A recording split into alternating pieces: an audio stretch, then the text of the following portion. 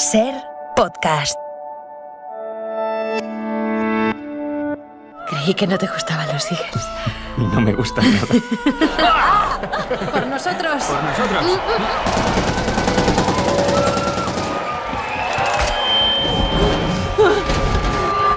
Me obsesiona el miedo a olvidar algo. Lo que no te mata te hace más fuerte. Compartir sienta bien. Ramón, y a ti no se te viene todo el rato toda la cabeza, ¿eh?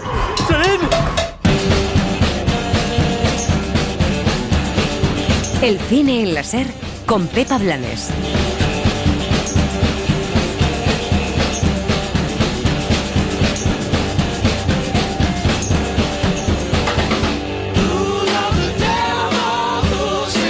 Jackie La Cuesta, ¿qué tal? ¿Cómo estás? Muy bien, ¿tú qué tal?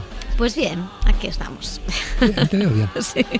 Vamos a empezar por el principio. ¿Cómo aceptas la propuesta de Ramón Campos para hacer esta adaptación, que a priori no surge de una idea o una necesidad tuya? ¿Y qué hay en los atentados de Bataclan para que conecte con nosotros de alguna manera? Sí, yo creo que el momento clave fue cuando conocimos a Ramón y Mariana, que son las personas en las que se inspira esta película. Ramón Campos, el productor, había estado en París la noche de los atentados, sabía que yo había estado trabajando en temas de víctimas del terrorismo, con victimarios, y creo que por eso me propuso el libro. Pero fue a conocerlos a ellos cuando vimos que tenían estas dos visiones tan antagónicas de lo que habían vivido en Bataclan, que esa película, sobre todo cuando vi que no se trataba de hacer una película sobre Bataclan, o sobre atentados o sobre terrorismo, que me parecen temas tan grandes y tan complejos que no me hubiera atrevido, sino cuando vi que se trataba de hacer un retrato de ellos, de cómo viven esa noche, de cómo viven el año siguiente, pero que era algo muy concreto, filmar su historia, ¿no? Filmar sus gestos, toda esta relación de amor que intentan recomponer. Ahí sí que me vi capacitado para hacer algo, y sí que había ese miedo, esa responsabilidad de trabajar con la historia de personas que han vivido ese atentado, pero al mismo tiempo el hecho de que fuera con ellos es lo que nos legitimaba y nos tranquilizaba, o sea, nos acompañaron todo el proceso de la película. Hablabas de que habías hecho cosas sobre víctimas y victimarios, y es verdad que esta película de alguna manera habla también de un tipo de terrorismo distinto al que, bueno, este también lo hemos vivido aquí en España. Sí. Pero ¿por qué a Occidente es algo que nos... no sé si nos afecta o lo sentimos como cercano? Sí, está claro que el atentado de Bataclan quizás sea el que ha dejado... Los atentados de París de aquella noche son los que han dejado quizás más huella en el imaginario, y creo que es porque atacaron directamente a los lugares de placer, ¿no? A los lugares de placer colectivo, además, donde somos felices, las terrazas, los conciertos. Intentaron atacar en el estadio de fútbol, o sea, lugares en los que te das cuenta que tu vida puede cambiar en un segundo cuando estás disfrutando, ¿no? Y creo que tiene relación con eso. Me preguntaba mucho porque el atentado de las Ramblas de Barcelona, por ejemplo, no ha tenido ese mismo impacto. En fin, sí que, por ejemplo, yo creo que todos teníamos conocidos allí. En mi caso tenía amigos que vivían muy cerca, entonces la primera impresión era preguntarte cómo estaban, si estaban todos bien. Amigos que luego se han ido de París como consecuencia del miedo de ese atentado, ¿no? ¿Es la producción más cara a la que te has enfrentado? Porque hay hasta efectos especiales con Laura Pedro. Sí, Laura Pedro, qué maravillosa es. Quiero trabajar con ella siempre. Sí, es la película, creo que no solo es la película más cara, sino que creo que cuesta lo mismo que todas mis películas anteriores juntas. Algo así. No debía ser muy difícil tampoco.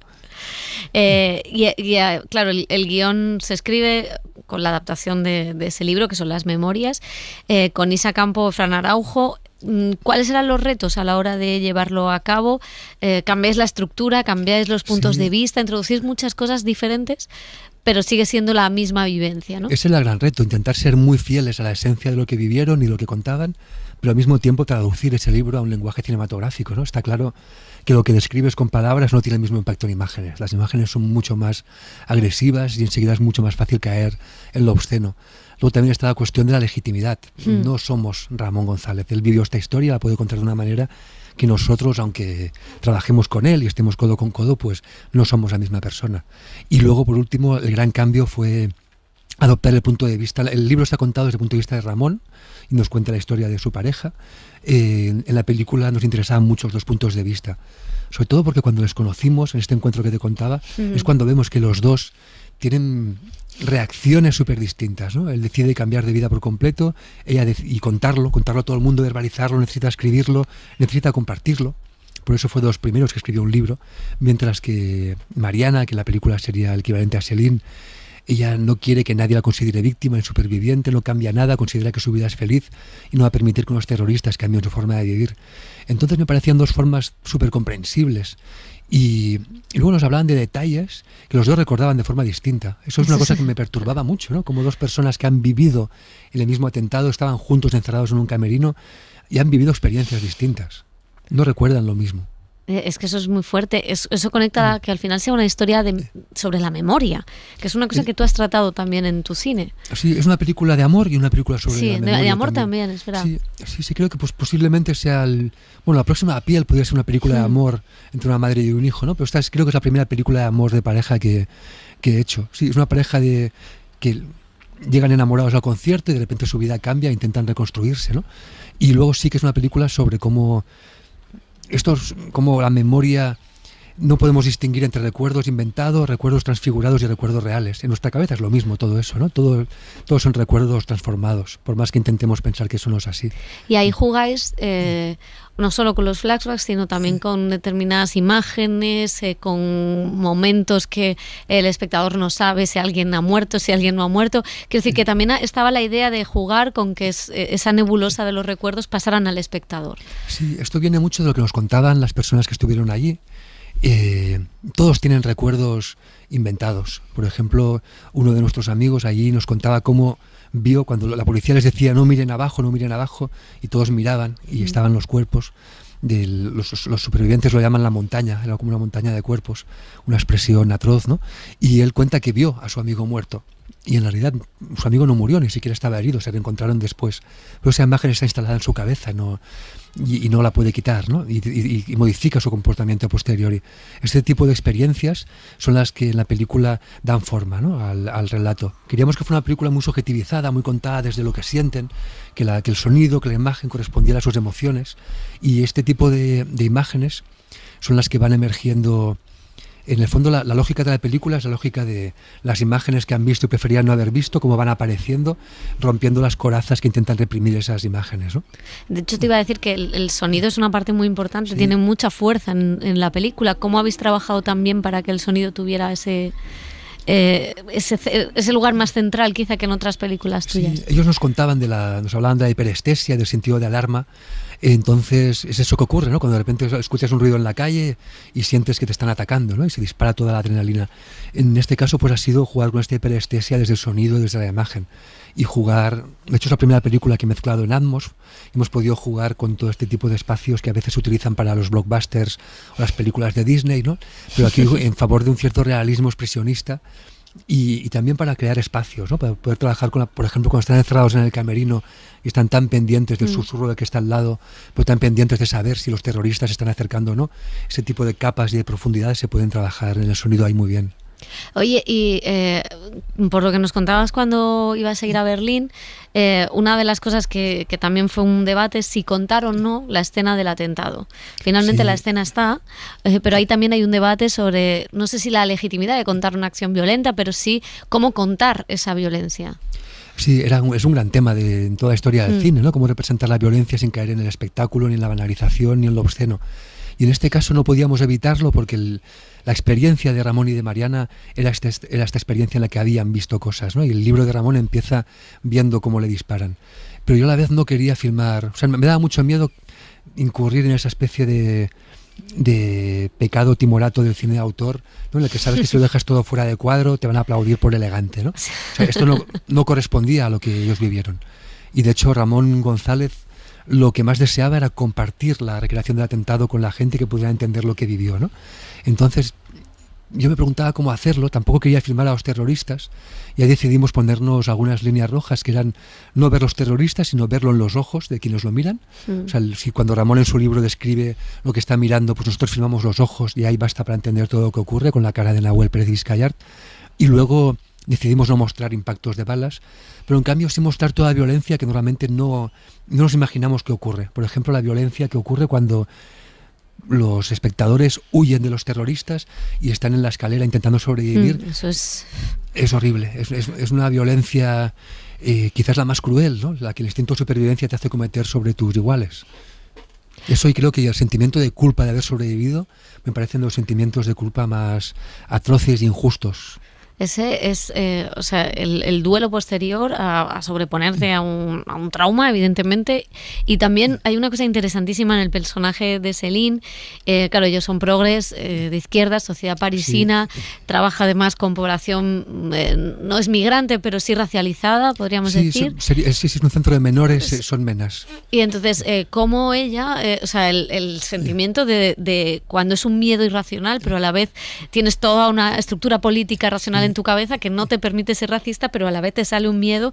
Eso me parece que retrata tan bien a un tipo, a una generación o a un tipo de personas que es, no sé cómo viene la creación de esto en ese personaje concreto. Esto nos lo contaban todos. Sí. Y sí, nos lo contaban todos, de repente ese miedo irracional cuando te encuentras a alguien de origen magrebí, por ejemplo, después de este atentado, ¿no? De origen potencialmente yihadista, ¿no? Esa expresión terriblemente racista, ¿no? Ese momento en que descubres que dentro de ti hay una persona detestable que es racista y que ese miedo lo está en ti, ¿no? Entonces esto nos lo contaban todos, y también lo contaba Philippe Lanson, el crítico de Charlie Hebdo, que fue tiroteado, el momento en el que va al primer bar árabe al que solía ir y se da cuenta de que se está cagando encima, ¿no? Entonces sí que la única forma de confrontarlo es reconocer que ese miedo existe, igual que pasaba aquí después del 11M, cuando en el metro había gente con mochilas, depende de dónde fueran. Sí, y mirabas. Sí, o sea, no podemos engañarnos, hay que reconocer que ese horror lo tenemos dentro y es la única forma de extirparlo, ¿no? Y en esa historia de amor, donde ellos dos se distancian por cómo enfrentarse a lo que les ha pasado, también tú contrapones dos nacionalidades, dos tipos de familia, quizá una más burguesa, otra más española. ¿Por qué también, por qué te interesaba que eso estuviera marcado y que eso también fuera parte del conflicto que ellos tienen? Sí, era la forma de buscar los máximos contrastes y ver las distintas reacciones, ¿no? Tiene relación también con el hecho de que muchas veces se habla de las víctimas como un colectivo homogéneo, cuando al final cada persona es de su padre y de su madre y cada uno somos un mundo. Y al cabo de 3 meses esa persona igual es distinta. Entonces en la historia real ella es de origen argentino, pues decidimos que en la película decimos que nos hacía falta una perspectiva francesa, que al fin y al cabo es el país más concernido y más dolido por el atentado. Entonces decidimos que fuera francesa para que el personaje español de Ramón pudiera de algún modo exiliarse, volver a España y renunciar a París. Ella no tiene esa oportunidad porque es de allí. Y luego también pues ya aprovechamos para jugar con las distintas clases sociales también. Y bueno, que eso condicionara sus reacciones. Y ahí metes a Zetangana. Ahí metemos a Zetangana. Yo tenía muchas ganas hace tiempo. ¿Sí? ¿Por qué? Pues yo veía sus videoclips y tenía unas ganas como muy físicas de filmarle. Sí, a mí me pasa, tengo esa vocación retratista y a veces veo gente y me encantaría filmarles. Y me pasaba con él. Y cuando estábamos haciendo el casting para el hermano de Nahuel, del protagonista, de repente salió un videoclip suyo y pensé, es que encima es que se parecen.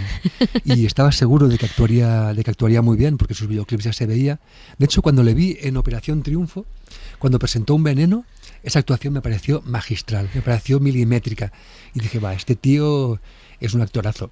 Y le llamamos pensando que diría que no y dijo que sí. Entonces, maravilla. Sí.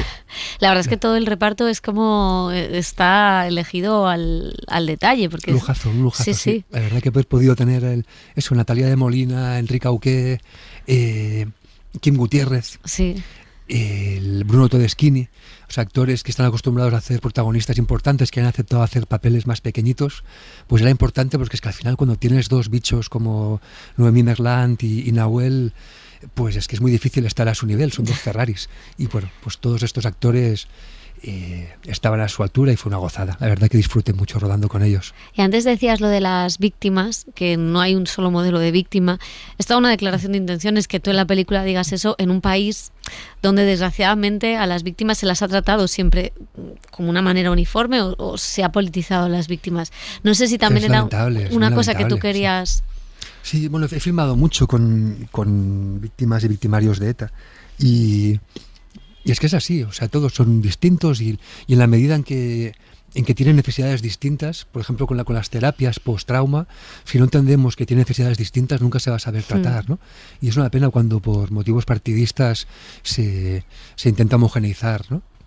Yo te quería preguntar por 2 escenas. Una es la de la pareja con las 2 realidades deformadas. ¿Cómo llegas al hacer así el cristal y las 2 realidades? Y la otra es una que es muy divertida, que es cuando está leyendo los mensajes que envía la gente. Muy bien, has buscado como el extremo dramático y el extremo cómico. Claro, para no irnos. Está bien. Sí, porque la película tiene humor también. Sí, es que esa escena es maravillosa además. Sí, lo digo por si a alguien le da pereza de una película. No es una película de atentado. No es una historia de amor. Exacto, muy bien. Ir al cine. Que luego Lara Camiña nos lee la cartilla a todos. Sí. Pues la escena del cristal, bueno, a lo largo de la película hay como casi una dramaturgia de la separación a través de cristales, ¿no? Las primeras veces que salen a la calle en París los vemos desde interiores de bares y terrazas y les vemos a través de estos cristales que a veces son deformantes y al final cuando se separan están separados por un cristal y me parecía esa forma de poderse decir las cosas que no se dirían y poderse decir adiós sin verse, viéndose. Bueno, es una imagen que yo creo que las metáforas funcionan cuando son muy realistas en el cine y tienen algo concreto real, ¿no? En este caso pues es una ventana típica biselada que podría estar en cualquier casa y vimos ventanas así en casas de París y pensé que podía ser la forma de trabajarlo en la película, esa desfiguración que da el cristal biselado. Y luego la secuencia más cómica es una secuencia en la que están leyendo los mensajes de consuelo que les mandan sus amigos. Y claro, es que no tenemos palabras para expresar momentos así. Y todos los mensajes son muy torpes, ¿no? Tipo, lo que no mata engorda, el de show must go on. Y entonces ellos, show must go on. Show must go on es el récord, es la gran frase. Y partía de mensajes que nos contaba Ramón y sus amigos que habían recibido esos días. Pero es que es normal, o sea, no es muy torpe, pero es que somos así, no tenemos un vocabulario para dar consuelo. Oye, es verdad que esto lo estamos preguntando a todos y no sé, a veces parece como que somos un poco cansinos, pero es verdad que es un año donde hay películas muy diversas, muy distintas en el cine español, además con muchas óperas primas, muchos debuts, muchos géneros distintos. No sé un poco cómo ves el año y si te dices, esto en otro año esta peli tendría más posibilidades. Claro, da miedo que haya poco espacio en las salas, claro. Una cantidad de películas preciosas que se acumulan, ¿no?